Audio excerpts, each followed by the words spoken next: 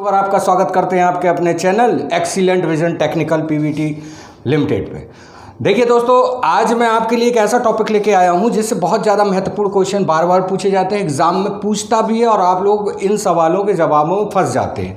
और ये एक ऐसा टॉपिक है जहां से मैक्सिमम क्वेश्चन किसी न किसी एग्जाम में ज़रूर पूछे गए हैं और इस टॉपिक का नाम है जजिया कर। तो जो आप लोग जितना परेशान होते हैं इन सवालों के जवाब में फंसते हैं कि कौन लगाता है, किसने ब्राह्मणों पर लगा दिया, किसने हटा दिया, तो ये सारी चीज़ें मैं आपको एक ही जगह आज बताने जा रहा हूँ कि जजिया कर शुरू कैसे होता है, इसे बोला क्या जाता है और ये हटाता लास्ट में कौन है। ठीक है दोस्तों, तो जजिया कर जैसा कि नाम से पता है ये धार्मिक कर होता है और ये गैर मुस्लिमों पे लगाया जाता था। चूंकि एक समय ऐसा था जब मुस्लिम एम्पायर कई देशों में अपना वर्चस्व बनाते चले जा रहे थे, तो उस समय इनकी कंट्री में रहने का जो चार्ज था, एक तरह से चार्ज, तो ये चार्ज ये लोग लेते थे, इसी को जजिया कर कहा जाता था। और ये कर गैर मुस्लिमों से लिया जाता था, चाहे वो हिंदू होते थे, चाहे सिख होते थे, या पारसी हुए, या किसी भी अन्य धर्म के लोग होते थे, तो उनसे ये कर ले लिया जाता था। ये कर एक इस प्रकार का कर था कि ये प्रति व्यक्ति कर हुआ करता था कि जैसे कि मान के चलिए कि एक घर में 4 लोग हैं तो चारों से एक कर लगेगा, लिया जाएगा। अब इसके अलावा ये कर किससे नहीं लिया जा सकता था, तो ये कर स्त्रियों से, जो अपंग या असक्षम लोग होते थे ऐसे लोगों से ये कर नहीं लिया जाता था। अब जजिया कर लगाया क्यों जाता था? एक तरफ तो मैंने बता दिया कि उस कंट्री में रहने की एवज में जो पैसा देते थे ये लोग, वो कर के रूप में लगाया जाता था और इसी को जजिया कर कहा जाता था। अब ये एक तरफ तो रहने का अधिकार हो गया, दूसरी तरफ आप उस कंट्री में रहकर अपने धर्म का पालन भी कर सकते हैं, यानी फॉलो कर सकते हैं अपने रिलीजन का। इसके बाद संपत्ति की सुरक्षा का भी एक दायित्व स्टेट ले लेती थी। इसके बाद आपके सम्मान की भी हिफाजत करती थी और इसके अलावा जो सबसे मेन बात थी, आप सैनिक कार्यों से मुक्त रहते थे, आपको ज़बरदस्ती कोई सेना में भर्ती नहीं करवाता था। तो इस प्रकार ये जजिया कर का पूरा मैंने आपको बता दिया। अब जजिया कर लगाता कौन है? तो सबसे पहले ये जो जजिया कर है 712 ईस्वी में लगाया जाता है। अब यहाँ से जो सवाल पूछेगा आपसे, वो पूछेगा कि कब लगाता है, किस क्षेत्र में लगाता है, कौन लगाता है। तो 712 में जब मोहम्मद बिन कासिम, यानी कि मोहम्मद बिन कासिम आता है, मोहम्मद बिन कासिम आता है, तो ये सबसे पहले जजिया कर लगाता है। कहाँ लगाता है? ये लगाता है सिंध के देवल नामक प्रांत पर। उस समय सिंध का राजा कौन था? उस समय सिंध का राजा था राजा दाहिर। तो यहाँ पर ये एक प्रकार से कर ये लगाता है। अब बीच में एक और कर की चर्चा मैं करने जा रहा हूँ जो आप लोगों को मैक्सिमम मिला नहीं होगा, इसको बोलते हैं तुरुस्क दंड कर। ये भी क्वेश्चन पूछा गया है, तुरुस्क कर दंड या तुरुस्क दंड कर, इस प्रकार से इसको कहीं कहीं लिख देते हैं। तुरुस्क दंड कर भी बोलते हैं, तुरुस्क कर, मतलब ये जो कर था, ये कर लिया जाता था मुस्लिमों से। और जब मैं आपको मध्यकालीन भारत बताऊंगा तो उस समय इस पर चर्चा करूंगा। ये मुस्लिमों पे लगा दिया जाता था।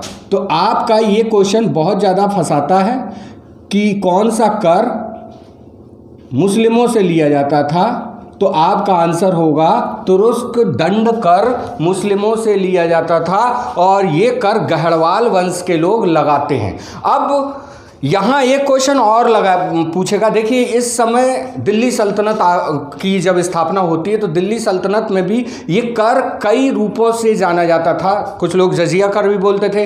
तो उस समय एक इस कर का स्वरूप बदल गया था, इसका नाम बदल गया था। इसको खराज कर के नाम से जाना जाता था। जो रेवेन्यू कलेक्ट करते थे तो इसको खराज कर बोलते हैं। लेकिन यहाँ पर एक चीज़ और बता दें कि ये कर यानी जजिया कर ब्राह्मणों पर पहली बार कौन लगाता है? तो ये ब्राह्मणों पे लगता है फिरोज शाह तुगलक लगाता है। फिरोज शाह तुगलक सल्तनत काल में इस कर को लगाता। किस पर लगाता? ब्राह्मणों पर। यह क्वेश्चन आपका बहुत इंपॉर्टेंट है कि ब्राह्मणों पर कौन लगाता है। देखिए मित्रों, ये जो कर था, ये जो टैक्स लिया जाता था, ये कुछ ही लोगों से लिया जाता था, सभी पे नहीं लगाया जाता था। जैसे जो धार्मिक गुरु थे या पंडित थे, इन लोगों से भी ये कर वसूला नहीं जाता था। लेकिन फिरोज शाह तुगलक चूँकि कट्टर इस्लामिक था और इस्लाम को मानता था, तो इसने क्या किया कि इसने ब्राह्मणों पर भी ये कर लगा दिया। ठीक है, अब जब ब्राह्मणों की बात आ गई तो यहाँ पर दो नाम और आते हैं जो कि कश्मीर के शासक हैं। तो यहाँ पर एक नाम आता है सिकंदर शाह का। किसका? सिकंदर शाह का। सिकंदर शाह ये कश्मीर वंश का है। कश्मीर राज्य में शाहमीन वंश बोलते हैं हम लोग, जब पढ़ेंगे तो बताएंगे इस पर भी। तो कश्मीर में शाहमीन वंश का है ये, शाहमीन।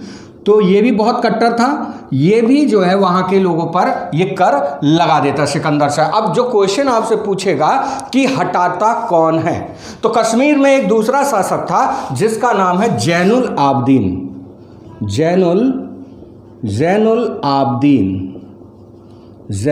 आबदीन। ये कश्मीर का दूसरा शासक था जो सहिष्णु भी था और कहते हैं कि ये काफ़ी ज़्यादा विनम्र स्वभाव का था, सभी धर्मों को एक समान रूप से मानता था। तो आपका जो ये क्वेश्चन आएगा कि कौन हटाता है, तो यहाँ पर आपका आंसर होगा कि जैनुल आबदीन हटाता है। अब चूंकि मैंने ये कहा कि देखिए जो मुग़ल सम्राट हैं, तो मुग़ल सम्राट में एक नाम आएगा अकबर का, अकबर। तो जो क्वेश्चन आपको परेशान करेगा वो यही होगा कि कौन हटाता है। अगर आपके ऑप्शन में जैनुल आबदीन और अकबर दोनों हो तो आपका आंसर होगा जैनुल आबदीन, क्योंकि जैनुल आबदीन अकबर के पहले शासन कर चुका होता है। तो जब आपसे सवाल पूछा जाए और अगर ऑप्शन में दोनों चीज़ें हैं तो आपका आंसर होगा जैनुल आबदीन हटाता है इस कर को। ठीक, इसके बाद एक क्वेश्चन आएगा कि गुजरात पर इस कर को कौन लगाता है। तो गुजरात राज्य में धीमे धीमे इस कर का स्वरूप बढ़ता चला जा रहा था। तो गुजरात में इस कर को जो है लगाता है अहमद शाह। ठीक है, अहमद शाह इसको लगाता है। कहाँ पे लगाता है? गुजरात में, अहमद शाह। अब सल्तनत बदल रही है, अहमद शाह लगा देता है। अब इसी कर को एक नए नाम से भी जाना जाता है। जब हुमायूं का शासन आता है, यानी मुग़ल सम्राटों का जब क्रम आता है, बाबर के बाद जब हुमायूं आता है, तो इस कर का स्वरूप बदल चुका होता है। क्या हो जाता है इसका स्वरूप? देखिए, हुमायूं के बाद जो शासन करता है वो शेर शाह करता है। तो शेर शाह के शासन काल में भी इस कर को वसूला जाता था।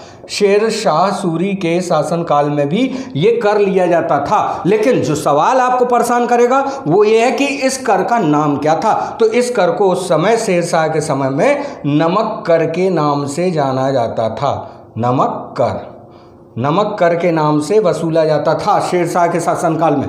शेर शाह के शासनकाल के बाद आती है अकबर की बात। तो देखिए, आप लोग जब अकबर के बारे में पढ़ेंगे तो पता चलेगा कि अकबर बहुत ज़्यादा सहिष्णु था और ये हटाता है इस कर को। तो जो सवाल पूछा जाएगा आपसे कि अकबर इसको कब हटाता है, तो अकबर इस कर को हटाता है। तो इस कर को 1564 में हटाता है। 1564 में इस कर को हटाता है सबसे पहले। ठीक है, ये अभी तक लगा आ रहा है, लेकिन 1564 में अकबर इसको हटा देता। अब दूसरा सवाल पूछेगा कि कहाँ से हटाता है, यानी सबसे पहला जगह कौन है, तो आपका आंसर होगा राजस्थान से ये सबसे पहले इस कर को हटाता है। ठीक है, तो अकबर 1564 में इसको हटाता है। इसके बाद फिर ये लगाता है एक बार, 1575 के आसपास ये पुनः एक बार लगाता है, लेकिन 1580 में ये लास्ट में इसको हटा देता है। तो जो आपसे क्वेश्चन पूछेगा कि दिल्ली सल्तनत में या दिल्ली में मुग़ल सम्राट कौन था और कब से कब तक जजिया कर नहीं वसूला गया, तो 1564 से 1564 से आपका आंसर हो जाएगा 1679 तक ये कर नहीं वसूला गया। इसके बाद इसको फिर से लगा दिया जाता है। ठीक है, अब कौन लगाता है? औरंगजेब। कट्टर मुस्लिम है, औरंगजेब इसको लगाता है। भाई इसका उत्तराधिकारी रहा तो औरंगजेब लगाएगा आपका 1679 में। ठीक है, ये फिर से लग जाता है एक बार। अब इसको हटाया भी जाता है। जब भाई हमारे यहाँ सत्ता चेंज होने लगी, उत्तर मुग़ल काल आने लगा, तो जो बादशाह थे वो भी थोड़े से कमज़ोर होने लगे। तो यहाँ पर इस कर का स्वरूप फिर बदला और फिर एक बार हटाया गया। तो इसको कौन हटाता है? तो जहांदार शाह, इसका उत्तराधिकारी होता है जहांदार शाह। जहांदार शाह ये क्वेश्चन आपका परेशान करता है, 1712 में इसको हटाता है। लेकिन जो सवाल आपसे पूछा जाएगा कि अंतिम रूप से जजिया कर कौन हटाता है, तो यहां पर जो सवाल मैं आपको बताने जा रहा हूं कि आखिर लास्ट कौन हटाता है, तो कहीं कहीं जहांदार शाह मिल जाता है। तो अगर आप ऑप्शन में जहांदार शाह है तो आप लगाएंगे, लेकिन अगर कहीं पूछ ले कि अंतिम रूप से जजिया कर कौन हटाता है, तो आपका आंसर होगा मोहम्मद शाह। मोहम्मद शाह,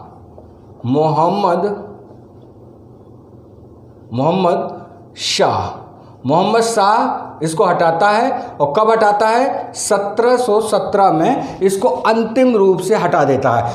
और कहीं कहीं पर ये आंसर आपको मिलेगा 1720।